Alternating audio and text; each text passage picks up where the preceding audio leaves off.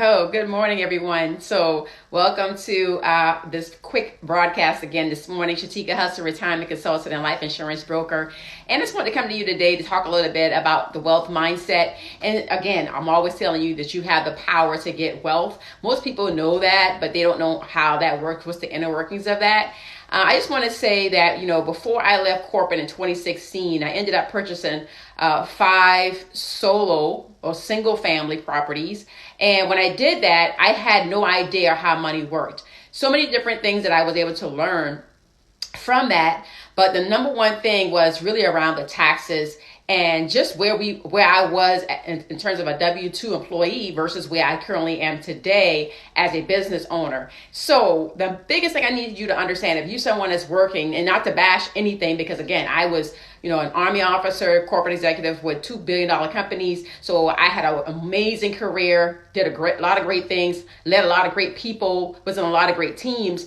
But what I understood was that what Rich Dad Poor Dad writer Robert Kiyosaki said was that most people are on the wrong side of money. 95% of people are on the wrong side of money because 95% of people are actually trading time for money.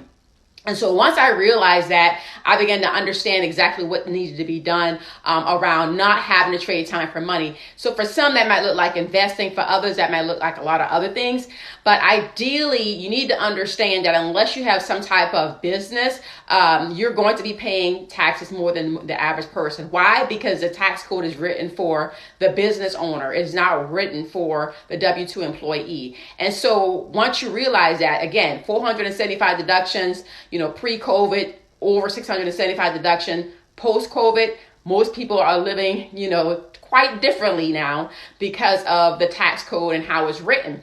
And so I really need you to understand that while there may be some mindset challenges or there may be some fear about taking that big leap, you can do it, right? So most people, they look at, the time, they look at their age, they look at the circumstances.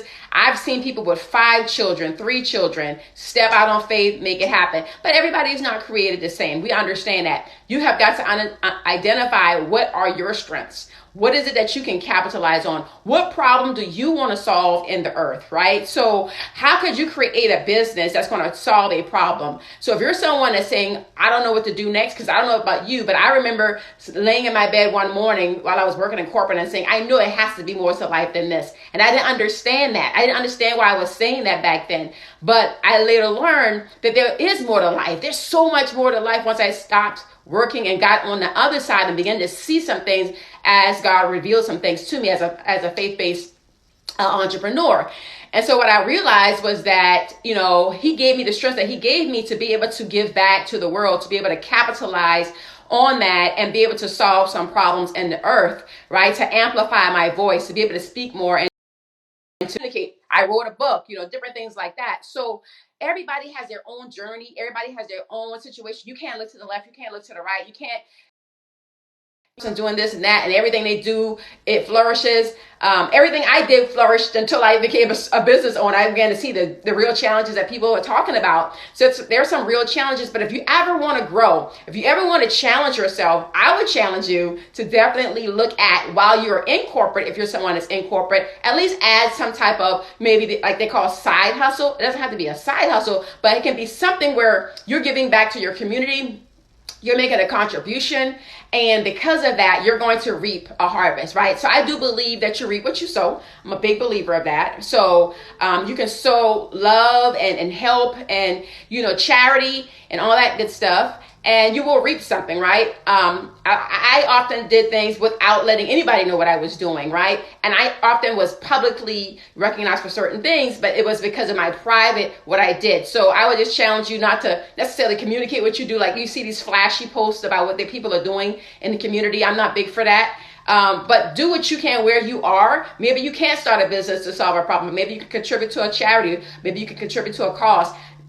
Blossom right where you are, bloom right where you are, because you are somebody and God has made you to make impact right where you are. So never, despise small beginnings. Don't shortchange yourself. Just understand that your mindset and how you see yourself is how others are going to see you. So you have got to show up confidently, with value, even when you don't feel it, even when you don't feel like it. Like every morning, I don't feel like getting on here, right? But I have self accountability, in which I would encourage you to have self accountability. Hold yourself accountable to a higher standard. We're already at the beginning of the year. We're in the 12th day. But at the end of the day, there are some things that you probably said that you wanted to do last year, but your mindset may have held you up. Your mindset may have challenged you. Maybe you didn't see yourself the way, you should see yourself, the way others actually see you, or the way God sees you, right? So how do you show up better in the world? It starts with how you see yourself, right? So I want you to see yourself at the greatest version of who you can become. Begin to visualize, and as you see that, you're going to show up. You're going to do things at a higher capacity, at a greater level, because you're going to believe in yourself even more.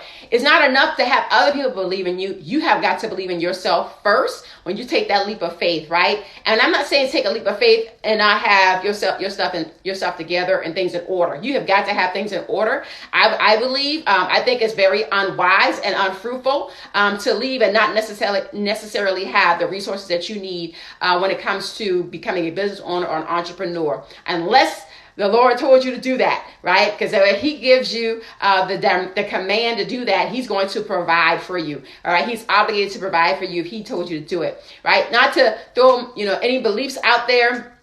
We all have different beliefs, so please, have some grace on me, because I do believe that everyone's going to have their own belief system, but I respect yours, respect mine, and at the end of the day, we serve a higher being, and we have to show up to make sure that we are doing and becoming the best person and the best version of ourselves, not because we are self-sabotaging ourselves and maybe being self-critical and having low self-esteem because we are using someone else as a benchmark. That's not fair to yourself, right? So I want you to see yourself at the highest version of who you can become, and really begin to take action on what it is that you know that you're capable of doing. Begin to take small steps every single day. Become better today than you were yesterday, last month, last year, and watch how your life can become unrecognizable by this time next year. If you just keep having micro wins every day. What are your 3 goals today, right now? What are your 3 goals? How are you going to get them done? What's keeping you from getting those things done? Is it your mindset?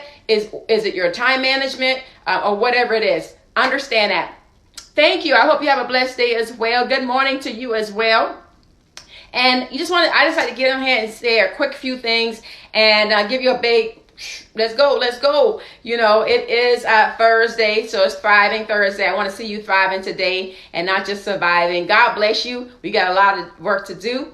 So let's go and make it a great day and be fruitful. All right. God bless. And I'm going to end this live today. Now, again, if you want to reach out for anything, if I can help you, you can go to shatika.com, and every way that you can connect with me is there. I'll talk to you soon. I'll see you at the top. I'm trying to end the live here, and it's not wanting me to.